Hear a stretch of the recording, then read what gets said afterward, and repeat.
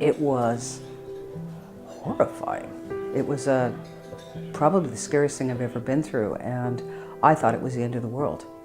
As an artist, well, I didn't see any future. I mean, if my eyes were going to go, I didn't want anything. I didn't want life. I couldn't see life without it.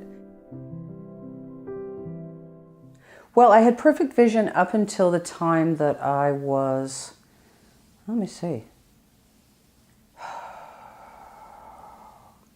It's probably been about 25 years now that I've had difficulties. Basically, it all started off with, yeah, it was about 25 years ago. It was Christmas Day, actually, and I was getting ready to throw this little party, and the turkey was in the oven, and I went to take a bath and get ready, and there was this little black spot on the tile. And I went to scratch it off. It wasn't there. I thought, oh, my glasses are dirty, so I go to take off my glasses. I'm not wearing glasses. I'm like, where is this black dot coming from? And I realized that everywhere I looked, the black dot was there, and it was getting bigger. So I thought, well, there's something wrong with my eye. The funny thing is that the day before, I had gone to the specialist. You're supposed to have, your 6-month checkups to make sure as a diabetic you're not going to have any issues. And he just told me that everything was great. Pressures are good. You don't have to worry about a bleed, and everything's perfect. Don't worry about it. We'll see you in another 6 months. And here I was with this black dot that was getting bigger and bigger. And I went to my walk-in that's around the corner, and he sent me down to St. Mike's. And oddly enough, I was lucky enough on a Christmas Day to find the only Jewish doctor in the eye specialty that he was working. So he's a super guy. I went in, he was very gentle and very nice, but I was having a major bleed. And that happens to diabetics. We grow thinner veins and they just burst. There's no real reason, it just happens. And I was having a big bleed, and the only solution to this, I was told, was taking a laser and frying the blood vessels around it, which is as horrifying as that actually sounds. It hurts. I had more than 1,000 shots with a laser done on a daily basis to both of my eyes for about a week.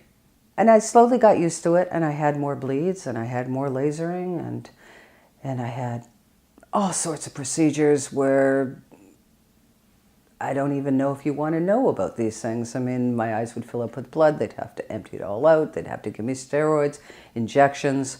The reason my left eye is the way it is right now is because I ended up with an infection from an operating room. And they had to basically treat it because it was so close to my brain, and injecting antibiotics killed the vision. So that was something that they knew was going to be gone as soon as they put that needle in there, but there was nothing else they could do to save my life.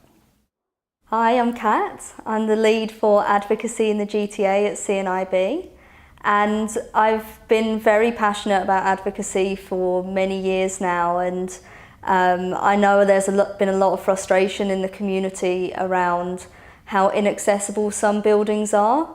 And it's fantastic with the rise in technology that GPS and accessible phones can really help people who are blind and partially sighted get around outside. But the problem is when someone enters into a building or enters into a store, once you cross that doorway, you have no idea what's at the other side. Like a Google Maps or GPS can get you to that spot. But then once you step through, it's a real mystery for people with sight loss. And that was something that was really top of mind for us when the CNIB GTA Foundation moved into our new space at Yonge and St Clair, because we were thinking, how are we going to work to make our neighbourhood really accessible for people who are coming to visit us? So one of the things that we came up with when we were brainstorming is, through our existing partnership with Blind Square, how we can use that technology to really work to make the neighbourhood the most accessible neighbourhood in Canada. So off the back of that, one of the things that we considered in our planning was hopefully doing some kind of beacon project. It allows me to have the autonomy to be able to walk around and be just like any other customer. I don't have to go, excuse me, can you help me get to this? And feel less than. Welcome to 9 bars on entry. Walk forward 6 meters to carpet. Service counter at 9 o'clock.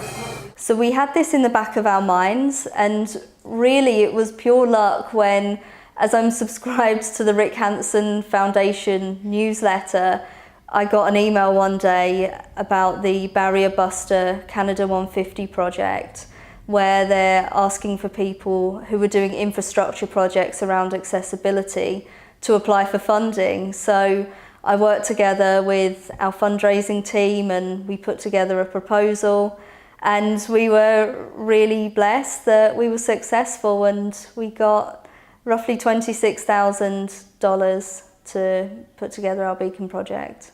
The beacon tells them where they're going in the door, and they have no question going in the door, knowing the counter is here, knowing there's a person right there.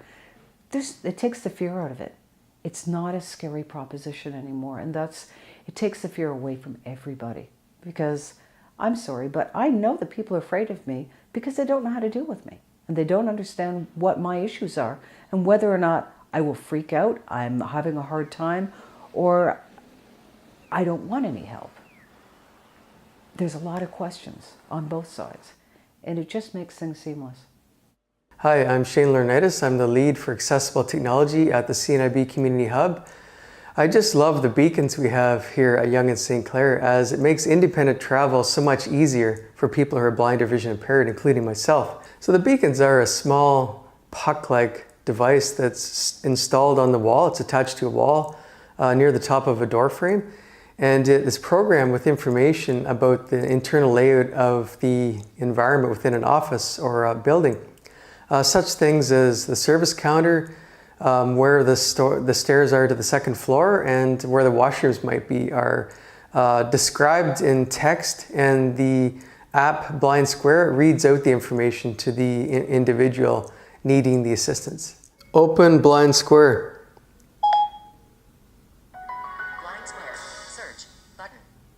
It gives me that confidence. It gives me the ability to feel like everybody else.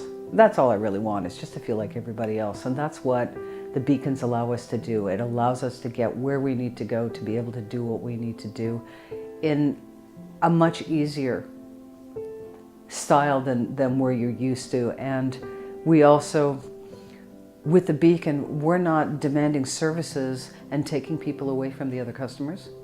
So it makes the people in the businesses feel a lot better too. And they feel like they don't have to worry about how they're going to take care of us or what we're going to need or whether we're helpless. It allows everybody to have some peace of mind and feel good about things. For me, what I always go back to is that life is going to be the way it is. This is what it is. Accept it, move on. You know, find a way. This is my life. There is no redo. So I'm going to get out there and I'm going to try, and I'm going to keep on trying till I get what I want. So, you know, accept me, accept what's around you, accept the things that you're going through, and we're all the same. So I'll get over this and I'll do something else. I am not stopping for anything. This is my life.